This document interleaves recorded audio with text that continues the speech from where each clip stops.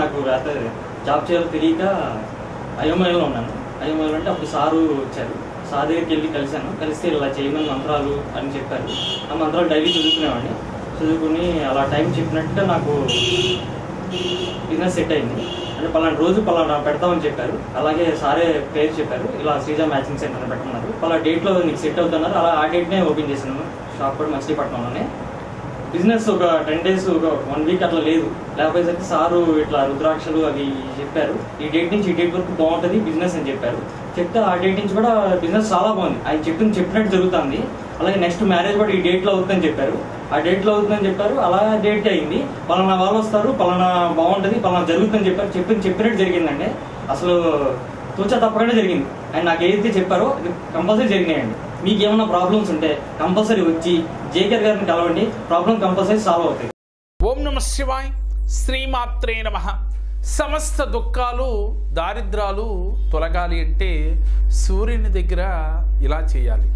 ఎలాగో అంటే సహజంగా మనందరం సూర్య నమస్కారం చేస్తూ ఉంటాం. కానీ ఎప్పుడైతే సకల దారిద్రాలతో కష్టాలతో దుఃఖభరితుడై ఉంటామో ఆ సమయంలో ఇలా చేస్తే అద్భుత ఫలితాలు పొందవచ్చు అని చెప్పి కాశీఖండంలో 9వ అధ్యాయంలో తెలియచేశారు. కాబట్టి ఏమిటి ఆ క్రియ అంటే మీరు చక్కగా ఒక ఆదివారం రోజున, ఎందుకంటే మొదలుపెట్టేది ఆదివారం చాలా ప్రీతికరమైన రోజు కదా సూర్యుడికి.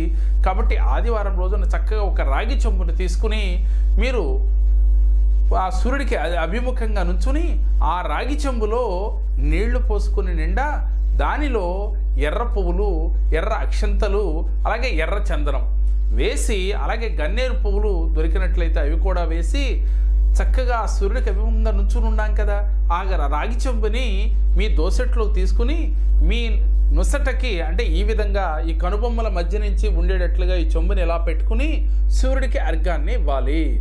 ఇచ్చేటప్పుడు ఓం గృణి సూర్య ఆదిత్యోం అని పురుషులు, అలాగే స్త్రీలైతే ఓం కోల్కాయ్ స్వాహ అనే మంత్రాన్ని మనసులో చదువుకుంటూ అర్ఘ్యాన్ని సూర్యుడికి ఇవ్వండి.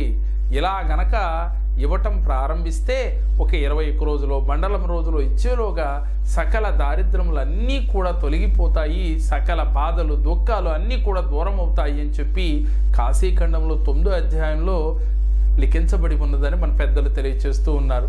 కాబట్టి ఈ చిన్న క్రియ కాకపోతే నమ్మకం ముఖ్యం, నమ్మకంతో ఆచరించడం ముఖ్యం. ఈ చిన్న క్రియ ఆచరించి ఆ సూర్య భగవాన్ని నిత్యం ఆరాధిస్తున్నట్లయితే సంపూర్ణ ఆరోగ్యంతో పాటుగా సకల దుఃఖాలు కూడా దూరం అవుతాయి. నమ్మి ఆచరించండి. మానవ ప్రయత్నం చేస్తూ ఇది దైవికంగా ఈ క్రియ చేసి చూడండి, ఫలితం మీకే అర్థమవుతుంది. మేము చెప్పిన ఈ వీడియో మీకు నచ్చినట్లయితే లైక్ చేయండి, మీ ఫ్రెండ్స్కి షేర్ చేయండి. మా మరిన్ని వీడియోలు మీరు చూడాలి అంటే మా జేకేఆర్ జెమ్ టీవీ, మా జేకేఆర్ భక్తిని సబ్స్క్రైబ్ చేసుకోండి. ఓం నమః శివాయ.